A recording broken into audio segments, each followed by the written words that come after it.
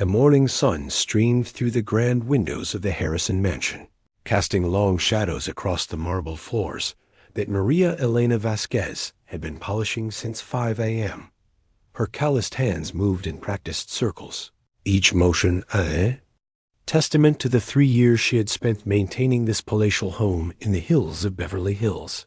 At 28, Maria had the kind of quiet dignity that comes from enduring hardship with grace.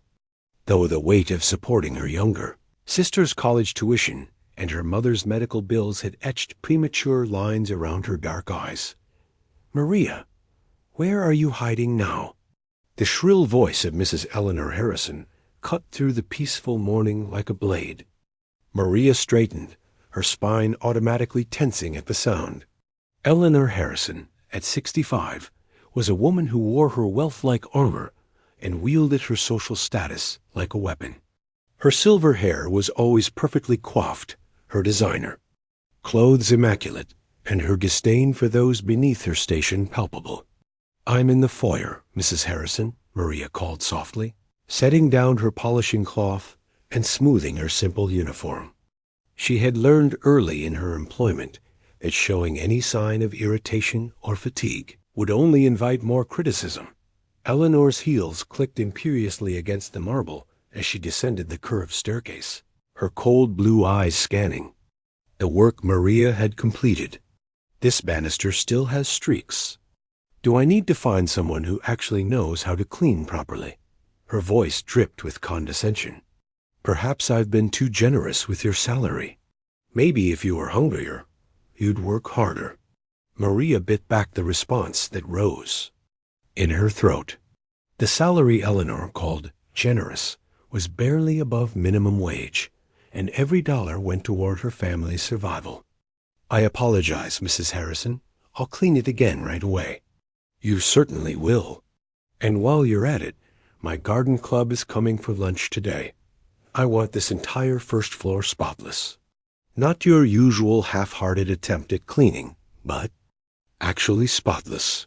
Can your limited capabilities handle that?" Eleanor's words were carefully chosen to wound, each syllable designed to remind Maria of her place in this world.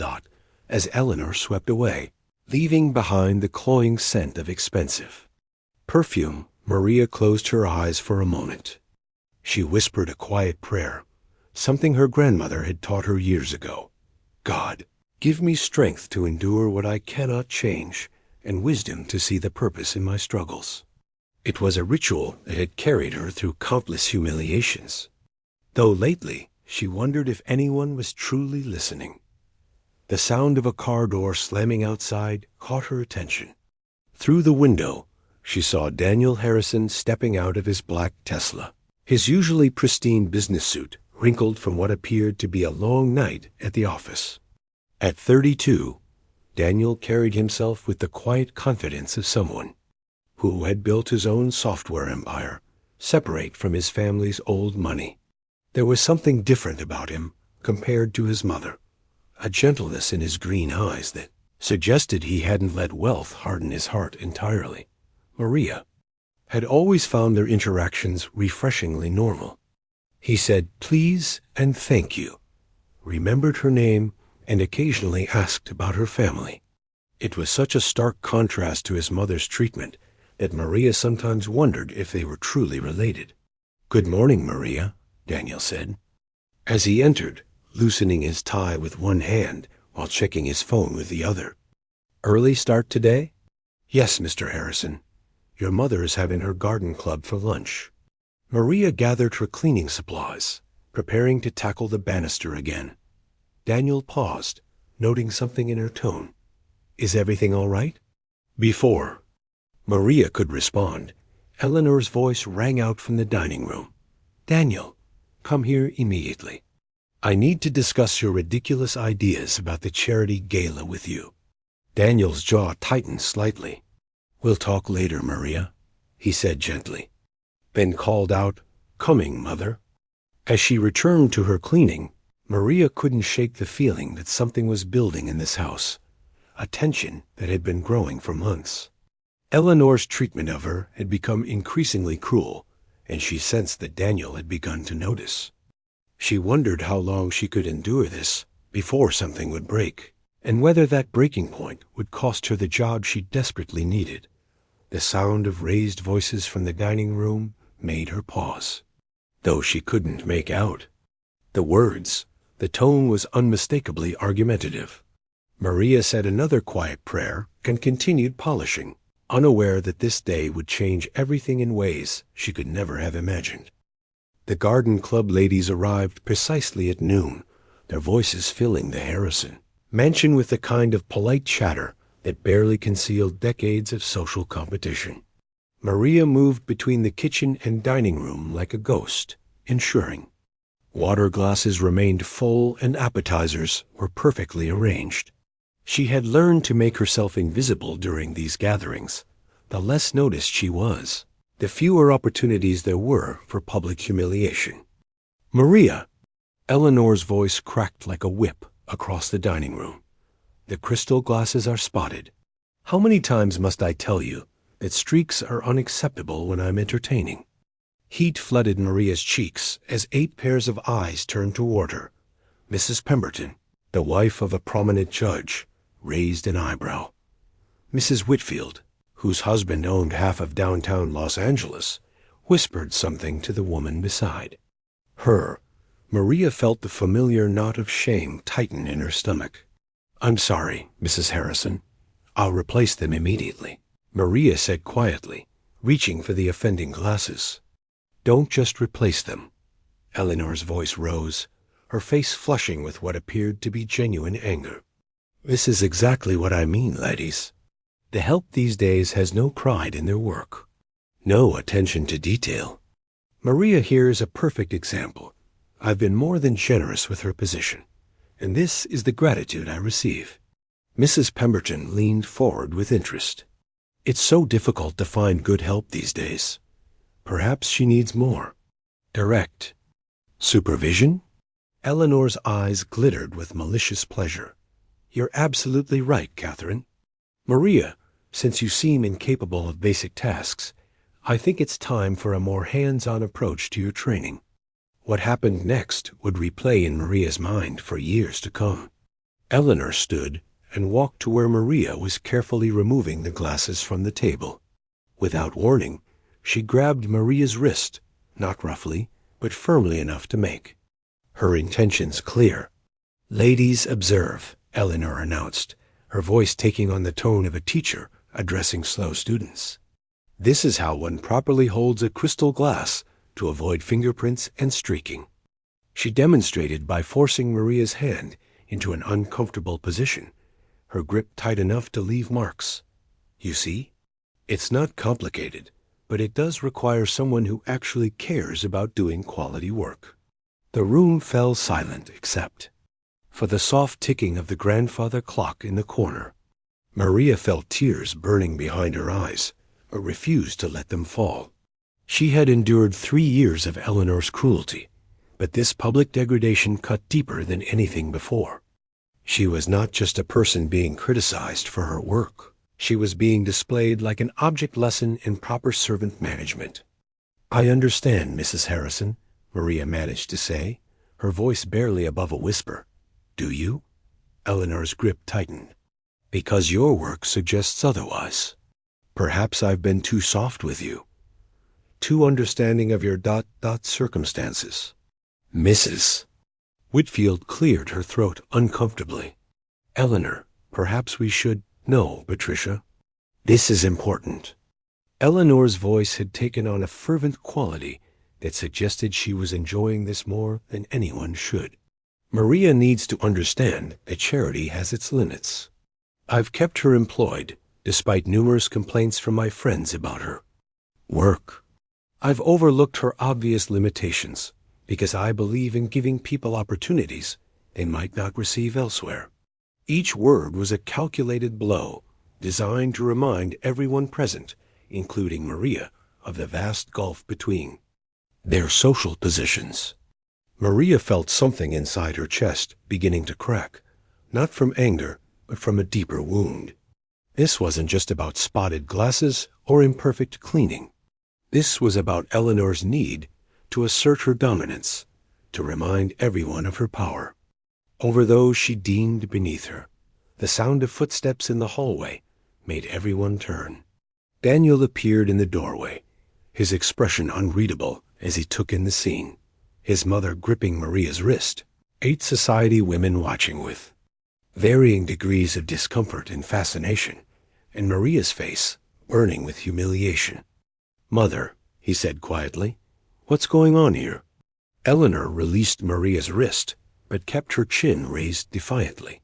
"I'm simply addressing some performance issues with the staff, Daniel." "Nothing that concerns you." Daniel's eyes moved from his mother to Maria, noting the way she held her wrist and the careful way she kept her expression neutral. Something in his face hardened. "Ladies, would you excuse us for a moment?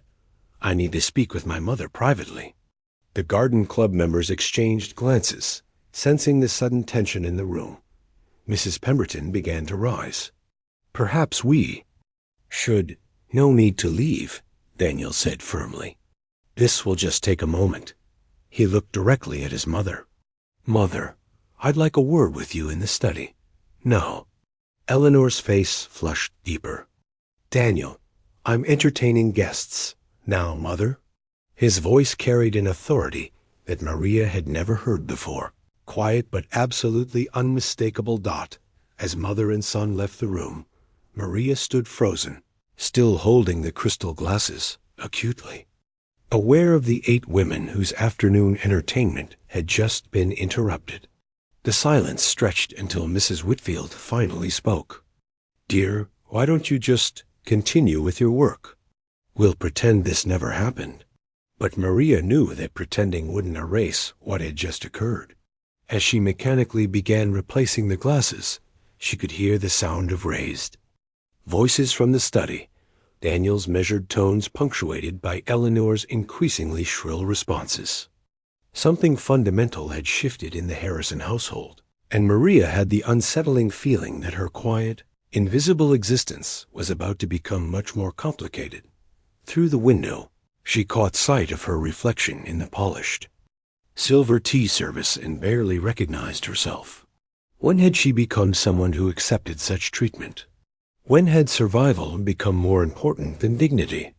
As she whispered another prayer, asking for guidance and strength, she had no idea that Daniel Harrison was at that very moment making a decision that would change both their lives forever. "How dare you embarrass me in front of my friends?" Eleanor's voice echoed through the study, her carefully maintained composure finally cracking. "That girl is my employee, and I'll manage her as I see fit." Daniel stood behind his father's old desk, his hands pressed flat against the mahogany surface as he struggled to control his anger. The study walls were lined with law books and family portraits, generations of Harrisons who had built their fortune through real estate and investments. But looking at his mother's face, twisted with indignation and entitlement, Daniel wondered what his grandfather would think of how that legacy was being used. Management? Daniel's voice was deadly quiet. "Mother, what I just witnessed wasn't management. It was humiliation. Public degradation of another human being." Eleanor waved a dismissive hand. "Oh, please, Daniel, don't be so dramatic. Maria is paid to do a job, and when she fails to do it properly, there are consequences. This is how the world works." "This is how your world works, Mother. It's not how mine works." The distinction hit Eleanor like a slap. She straightened her blue eyes flashing with the kind of fury that had once cowed business partners and social rivals alike. "Your world? Let me remind you, young man, that your world exists because of the foundation I and your father built. This house, your education, the connections that helped launch your precious company, all of it came from understanding how to maintain proper relationships with all kinds of people, including employees." Daniel moved from behind the desk, his tall frame casting a shadow across the Persian rug. Dad never would have grabbed a woman's wrist to demonstrate proper glass handling to his golf buddies. "You know that, and I know that. A mention of her late husband seemed to deflate Eleanor slightly, but only for a moment. Your father was too soft, too trusting. Look how that turned out for him. There was genuine pain in her voice, buried beneath layers of bitterness. I've learned that people will take advantage of kindness if you let them. Maria has worked for this family for 3 years without a single complaint until you started. Whatever this has become, Daniel said, she's never stolen anything, never been late, never given us any reason to doubt her character. So what exactly is this really about? Eleanor turned away, walking to the window that overlooked the manicured gardens. When she spoke, her voice was softer but no less bitter.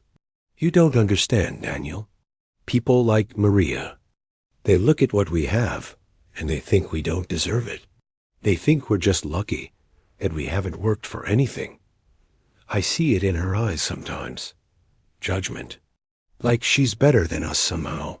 Or maybe, Daniel said carefully, what you see in her eyes is dignity. Maybe what bothers you isn't that she judges us, but that she doesn't seem impressed by us. The words hung in the air between them. Eleanor's shoulders tensed, and when she turned back to face her son, her expression had hardened into something approaching hatred. That girl has filled your head with some sort of, I don't know what, but I won't have it. I won't have my own son lecturing me about how to treat the help. Her name is Maria Elena Vasquez, Daniel said firmly. She has a sister in college, and a mother with diabetes. She sends most of her salary home to help support them, which means she's probably living on less money in a month than you spend on lunch with your friends. And she does it with more grace and dignity than anyone in your garden club could manage for 5 minutes. Eleanor's face went white with rage. How dare you? No, Mother, how dare you? Daniel's voice rose for the first time, cutting through her protest. How dare you grab another person like that? How dare you humiliate someone who works 18-hour days to keep this house perfect for your social climbing? How dare you use another person's desperation to feed your own ego? The silence that followed was broken only by the sound of muffled voices from the dining room. Both mother and son seemed to realize simultaneously that Eleanor's guests were still waiting, that this confrontation was happening during what should have been a pleasant social gathering. Eleanor drew herself up to her full height, her voice dropping to the deadly quiet tone she reserved for moments of true fury. You have 5 minutes to compose yourself and return to be a gracious host to my guests. And then we're going to pretend this conversation never happened. Maria will continue her work as before, and you will not interfere with my household management. Again, no, Mother. Daniel's response was immediate and final. That's not going to happen. Excuse me? I said no. I'm not going to smile and pretend I didn't see you degrade another person for sport. I'm not going to let you continue treating Maria like she's less than human. And I'm sure as hell not going to pretend it never happened. Eleanor's laugh was sharp and cold. And what exactly do you plan to do about it, Daniel? Fire me from my own house? This is my home, these are my friends, and Maria is my employee. You may have built your little computer company, but this family, this house, this life, it all flows through me. Daniel was quiet for a long moment, and when he spoke, his voice carried the weight of a decision that felt both sudden and inevitable. You're right, Mother. This is your house. But Maria doesn't have to be your employee. Something in his tone made Eleanor step back. What are you talking about? I'm talking about giving Maria a choice. A real choice, not the illusion of choice that comes from desperation. As the implications of his words began to sink in, Eleanor's face cycled through disbelief, rage, and something that might have been fear. Outside the study door, the voices of the garden club ladies had grown quieter, as if they were straining to hear what was happening behind the closed door. Daniel looked at his mother, really looked at her, and saw not just the imperious society matron she had become, but the frightened woman who had spent years building walls around her heart after his father's death. But fear and grief, he realized, didn't excuse cruelty. They never had. "I'm going to go talk to Maria," he said quietly. "And then I'm going to make her an offer that doesn't depend on enduring your treatment to survive." As he reached for the door handle, Eleanor's voice stopped him, cold and flat with finality. "If you walk out that door right now, if you undermine me in my own home, there will be consequences, Daniel. For both of you." Daniel paused with his hand on the brass handle, feeling the weight of 32 years of family loyalty warring with something newer and more urgent, the need to do what was right regardless of the cost. When he opened the door and stepped into the hallway, leaving Eleanor alone with her rage and her fear, he had the strange feeling that he was finally becoming the man his father had hoped he would be. Maria was in the kitchen, mechanically washing the crystal glasses that had caused so much trouble when Daniel found her. Her movements were precise and careful, but he could see the slight tremor in her hands and the way she held her left wrist at an odd angle. The garden club ladies had left 20 minutes earlier, their departure hastier and more awkward than their usual leisurely farewells. "Maria, could we talk for a moment?" Daniel's voice was gentle, but Maria startled anyway, nearly dropping the glass she was holding. "Of course, Mr. Harrison. If this is about what happened earlier, I want to apologize for—" "Please don't apologize," Daniel interrupted, moving closer but staying respectful distance away. "You have nothing to apologize for. Nothing that happened today was your fault." Maria set down the glass and turned to face him fully, her dark eyes searching his face with a wariness born from 3 years of navigating the complex dynamics of the Harrison household. "I don't want any trouble, Mr. Harrison. I need this job." "I know you do, and I understand why that makes what I'm about to say complicated." Daniel pulled out one of the kitchen stools and gestured for her to sit. When she hesitated, he sat, first trying to make the conversation feel less formal, less like an interrogation. "Maria, what my mother did to you today was wrong. Completely, unequivocally wrong. And it's not the first time, is it?" Maria's silence was answer enough. She twisted her hands in her lap, her eyes fixed on the marble countertop. "Mrs. Harrison has high standards. She expects excellence, and sometimes I fall short. No." Daniel's voice was firm, but not harsh. "Having high standards doesn't involve grabbing someone's wrist and displaying them like an object lesson. Having high standards doesn't involve deliberately humiliating another person in front of an audience." For the first time since he'd entered the kitchen, Maria looked directly at him. There were tears in her eyes, but they hadn't fallen yet. "Mr. Harrison, I appreciate what you're trying to do, but I can't afford to make enemies with your mother. My sister Carmen is in her final year at UCLA. My mother's medications cost $800 a month, even with insurance.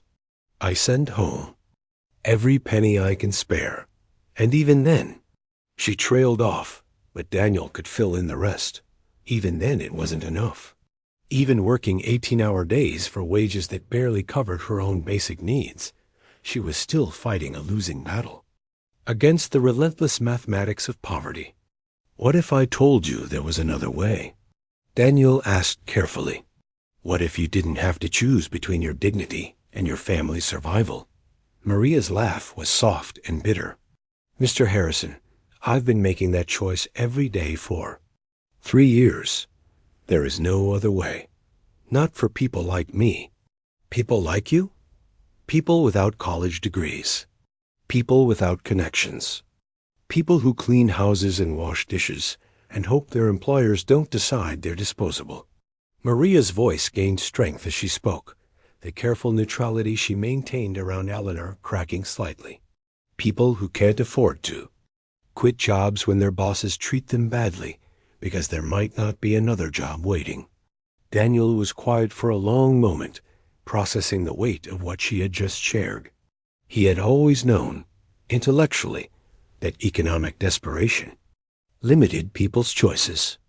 But seeing it up close, watching Maria accept humiliation because the alternative was watching her family suffer, drove the reality home in a way that statistics and social consciousness never could. "Maria, I want to offer you a position with my company," he said finally. "Executive assistant to the CEO. The salary would be $75,000 a year, plus full health benefits, plus a college tuition assistance program that could help with your sister's expenses." Maria stared at him as if he had spoken in a foreign language. "I what? The position is real. I've been thinking about creating it for months. I need someone to help manage my schedule, coordinate with clients, handle correspondence. Someone trustworthy and detail-oriented." Daniel leaned forward slightly. "Someone who understands what it means to work hard because the work matters, not just because someone is watching." "Mr. Harrison, I don't understand. Why would you—" "I'm a housekeeper. I don't have business experience or computer skills or—" "You managed the entire logistics for my mother's charity fundraiser last year when the event planner got sick," Daniel interrupted. "You coordinated with vendors, managed the timeline, solved problems as they came up, and made sure everything ran perfectly. You did it while maintaining your regular duties and without any recognition or additional compensation. That's exactly the kind of problem-solving and organizational ability I need." Maria was shaking her head slowly, as if trying to clear her thoughts. "But your mother, ... she'll be furious. She'll think I manipulated you somehow, that I planned this." "My mother's opinion of this decision is irrelevant," Daniel said firmly. "This isn't about her. This is about offering you a choice. A real choice, not one forced by desperation." "I need to think about it," Maria whispered. It's too much, too sudden." Daniel reached into his pocket and pulled out a business card, writing something on the back. "That's my direct number. The offer stands for as long as you need to consider it." He paused, then added, "But Maria, I want you to know something. What happened today wasn't about your work or your performance. It was about my mother's need to feel powerful at someone else's expense. You deserve better than that.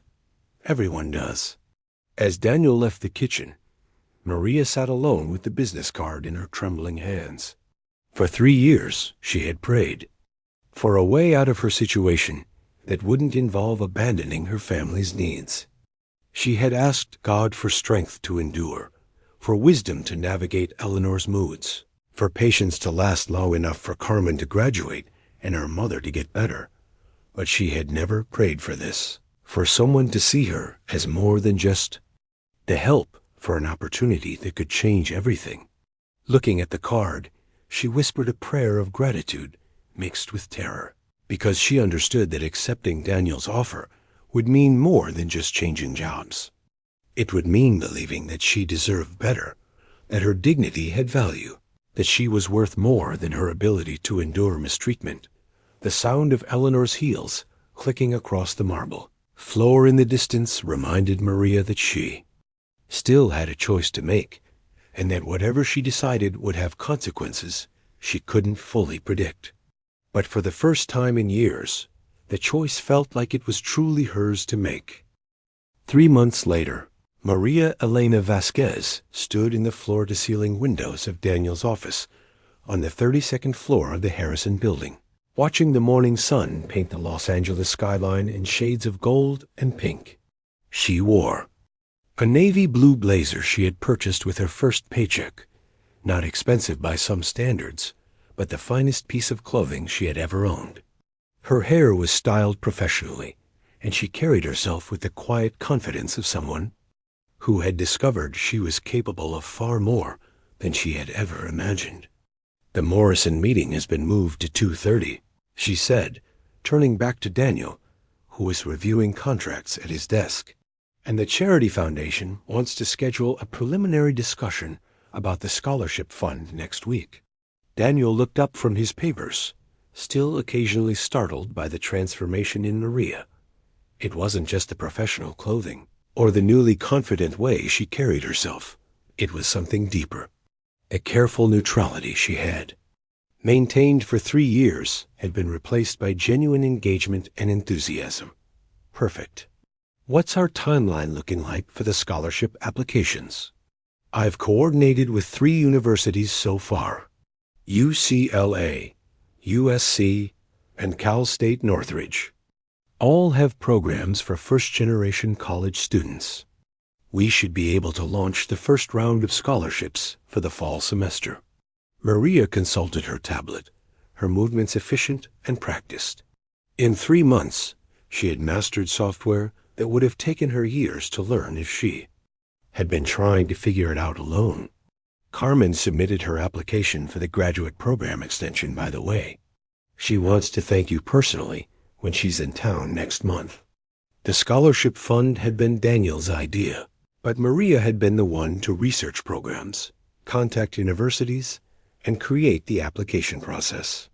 She had thrown herself into the work with the passion of someone who understood exactly how much difference it could make in families like her own. "And how is your mother doing?" Daniel asked, closing the contract file and giving Maria his full attention. It was a question he asked regularly, not out of politeness, but because he genuinely cared about the answer. "Much better. The new insurance plan covers her medications completely, and she's been able to see a specialist about her diabetes management." Maria's smile was radiant. "She actually asked me to thank you again. She keeps lighting candles for you at church." "I'm honored," Daniel said, and meant it. Mrs. Vasquez had never met him, but she had insisted on including him in her prayers from the moment Maria had explained her new situation. "Speaking of church, didn't you mention that your pastor wanted to discuss the community outreach program?" "Yes, this weekend. Pastor Martinez thinks our scholarship model could be adapted for other kinds of assistance, job training, small business loans, that kind of thing." Maria paused, then added more quietly, "He also said something interesting. He said sometimes God's answers to our prayers come through other people's willingness to act with compassion." Daniel was quiet for a moment, processing the weight of that observation. "Do you think that's what this was? An answer to prayer?" "I prayed every day for 3 years for a way out," Maria said simply. "But I was praying for strength to endure, not for someone to care enough to offer me something better. I think maybe I was asking for the wrong thing." "Or maybe," Daniel suggested gently, "you were asking for exactly what you needed to survive until the right opportunity came along." The sound of Daniel's phone buzzing interrupted their conversation. He glanced at the screen and his expression tightened slightly. "It's my mother." Maria felt the familiar flutter of anxiety in her chest. Eleanor had not taken her departure. Well, there had been angry phone calls, threats of legal action over stolen employees, and a campaign among her social circle to paint Daniel as unstable and Maria as manipulative. But the threats had been empty, and gradually, Eleanor's rage had settled into a cold silence that somehow felt worse than her fury. "You should take it," Maria said. "I'll give you some privacy." "No, stay." Daniel answered the phone, putting it on speaker. "Hello, Mother." Eleanor's voice was carefully controlled, but Maria could hear the underlying tension. "Daniel, I wanted to let you know that I'm hosting a dinner party next week. The Pembertons will be there, along with the Whitfields, and several other couples. I expect you to attend." "Mother, you know I'm not comfortable with." "This isn't about comfort, Daniel. This is about family. About maintaining relationships that matter." Eleanor's voice sharpened slightly. "And I think it's time we all moved past recent ... unpleasantness." Daniel looked at Maria, who shook her head slightly. She had no desire to be anywhere near Eleanor Harrison, and the feeling was clearly mutual. But Daniel surprised both of them with his response. "I'll attend on one condition, Mother. Maria will be coming with me as my guest.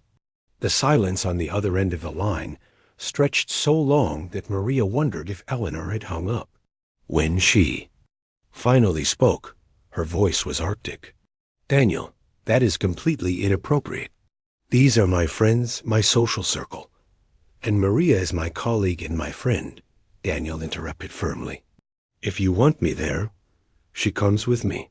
Those are my terms. You can't be serious." "I'm completely serious, Mother. Maria is an important part of my professional life now, and anyone who wants a relationship with me needs to treat her with respect." Another long pause.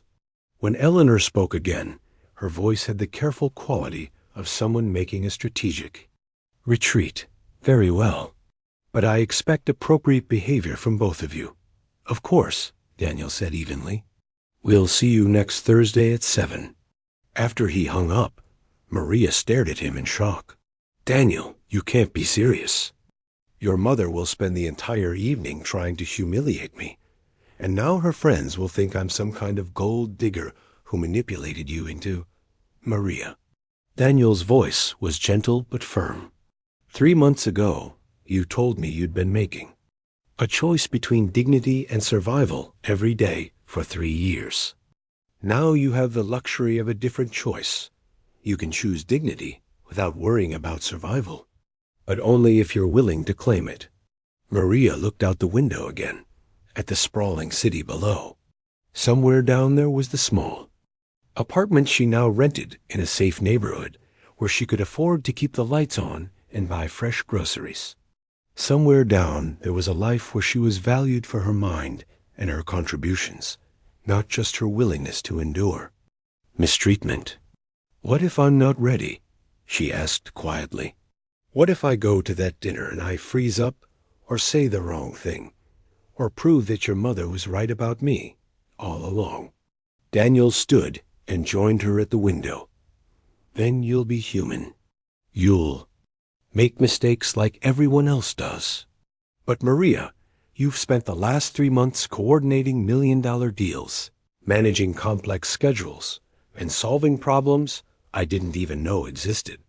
You've earned the right to sit at any table you choose." That evening, Maria called her sister Carmen, who was now finishing her senior year at UCLA with financial stress no longer hanging over her head. She told her about the dinner invitation, about her fears and uncertainties, about the strange feeling of being offered respect instead of having to earn it through suffering. "Mia," Carmen said, using the pet name their grandmother had called them both, "do you remember what Abuela used to say about prayers? She said God doesn't just answer our prayers. He prepares us for the answers." "What do you mean?" "I mean, maybe those 3 years working for that horrible woman weren't just about surviving. Maybe they were about learning how strong you really are. Maybe you needed to know you could endure anything before you could risk believing you deserved better." That night, Maria knelt beside her bed as she had every night since childhood. But her prayer was different from the desperate pleas for strength that had sustained her through the Harrison household. Instead, she prayed for the courage to trust in her own worth, to believe that Daniel's faith in her was justified, and to understand that accepting respect didn't mean she was taking something she didn't deserve. As she prepared for sleep in her comfortable apartment, Maria thought about the dinner party and the woman she would need to be to walk into Eleanor Harrison's dining room not as the help, but as an invited guest. It would require courage she wasn't sure she possessed. But for the first time in her life, she had the luxury of trying to be brave without risking everything she had built. Outside her window, the city lights twinkled like earthbound stars, and Maria Elena Vasquez fell asleep knowing that tomorrow would bring new challenges, but also new possibilities.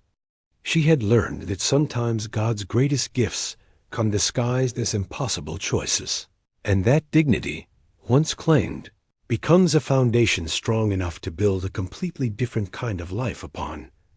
The girl who had spent 3 years accepting humiliation because she had no other choice was gone, replaced by a woman who understood that respect wasn't something to be earned through suffering, but something to be claimed through the simple, revolutionary act of believing she was worthy of it. The end.